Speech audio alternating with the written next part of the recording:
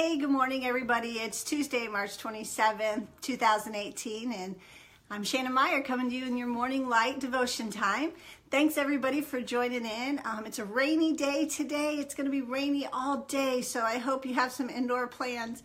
This week, we decided that we were going to do the series on what are you doing? So the last couple of weeks have been about your words, your mouth, your thought process, and now your actions. And what is it that you're doing? And yesterday we touched on Galatians 3, verse 17, and it says, whatever you do it in word or deed, do it for the glory of the Lord.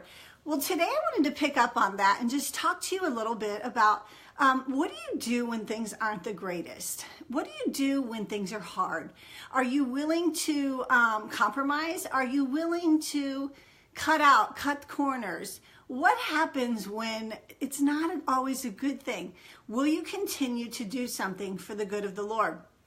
Galatians 6:9 I want to touch on today says, so we must not get tired of doing good, for we will reap at the proper time if we don't give up. What is it that continually bombards you, that you feel like you're exhausted from? What is it that you feel, God, I don't know that I'm ever going to see a break from doing this? What is it that you think, I could do this good for the rest of my life, but I don't see anything good in return?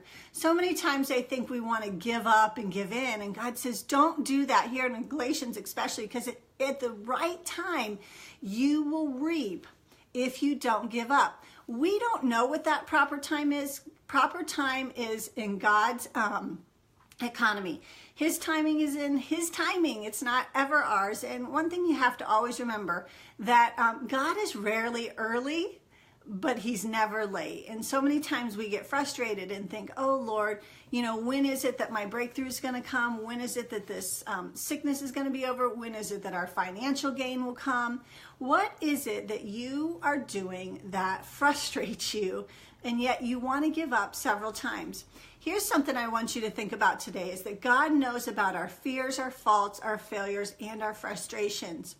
And He also knows when you continue to do good because of those shortcomings.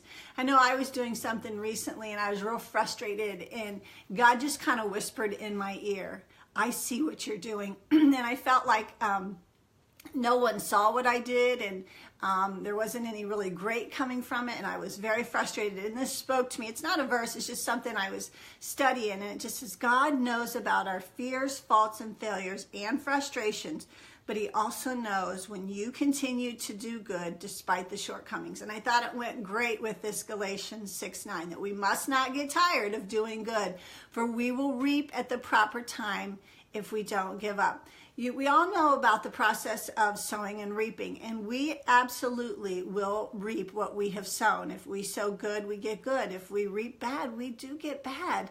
So we have to be mindful that where God says, don't stop doing this. The other question I wanted to ask you today, a couple of things. Would you do it afraid? So many times people think that someone who is courageous is someone who doesn't have fear. That's not true. A courageous person is just somebody that does something afraid. Would you be willing to do something that God has called you to do afraid? Maybe He's called you to step out into ministry. Maybe He's asked you to leave a job and to go into something else. Maybe He's asked you to stay in a marriage that you're like, God, I don't want to do this anymore. Maybe He's asked you to step away from a relationship or step into one. Maybe you're frightened of what God has ahead for you and you're just scared to death. God is asking you, would you do it afraid? And then would you play to an audience of one? God is ultimately the only person that we should be doing anything for. And like we talked about yesterday in Colossians 3:17 and 23, it says, do it all for Him, with patience and humility and kindness.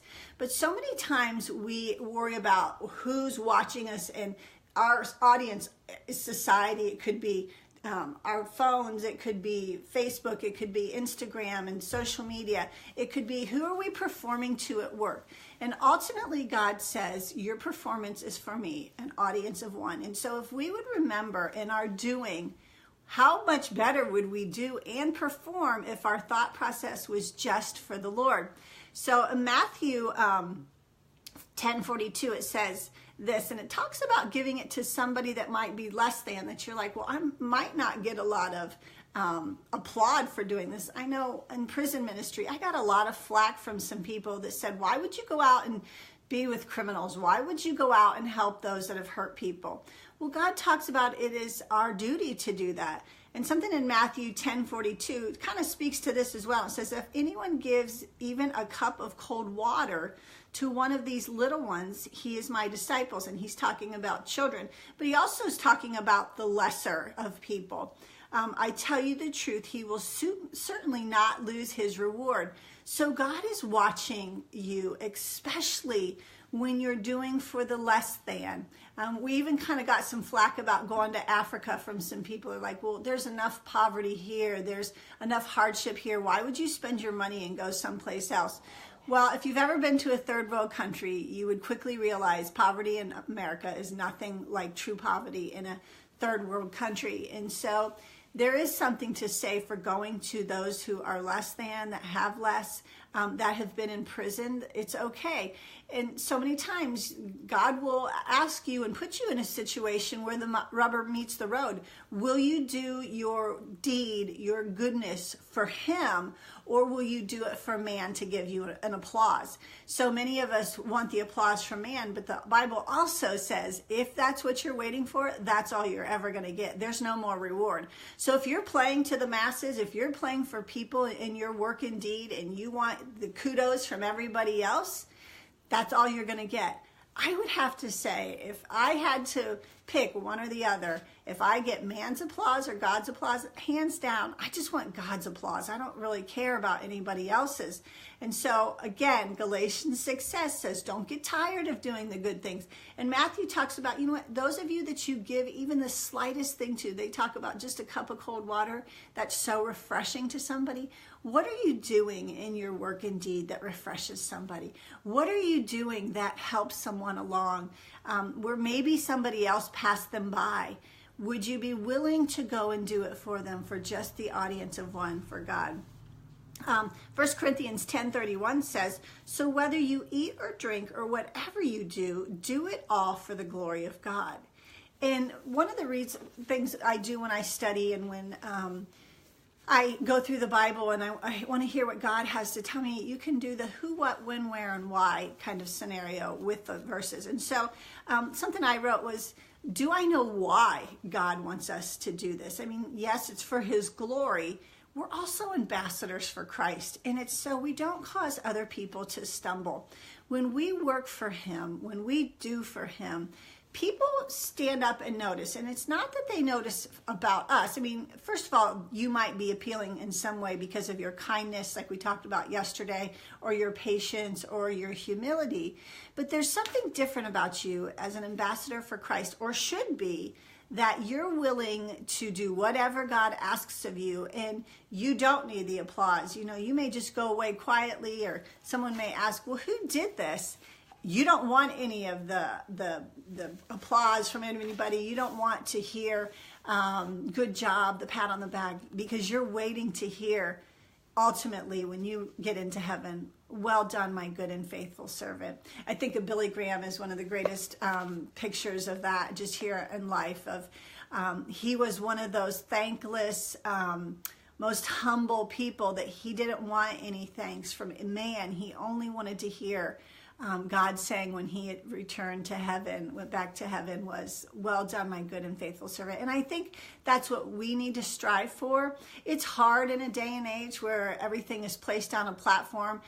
Social media, you can become your own greatest person. You know, anybody and everybody can be famous. So we want to be careful of what we do. Would you do it for only the audience of one? And will you do it afraid if God were to ask you to do something hard? So today I want you to think about, again, what you're doing wherever you're at, whether that's at home, at work, if you're on vacation, wherever you're at today, would you be willing to do it for the glory of God? That you would return all praise back to him and say, God, whatever I do today, I just want to put a smile on your face. I don't want any accolades for it. I don't want to have any applause for it. I don't want anybody patting me on the back for it. I just simply want to do it to put a smile on your face today and bring glory that all of heaven and earth can see that. So I want to continue tomorrow. We're going to keep working through this week, and I hope you're all reading along in Colossians 3. It's a great chapter just to talk about what a Christian life looks like. We're going to continue on and talk about what God expects us to do when the tough is really tough, when it's an ugly situation, what happens when no one is for you and everybody else is against you. You know, Jesus was a great picture of that. He continued to do what God had called him to do despite all the enemy, even the crucifixion that we're celebrating this week in Holy Week. So I hope you all have a good day today. It's wet and rainy out there, though it's supposed to be close to 60. So if you're out, I don't think it's going to be too chilly.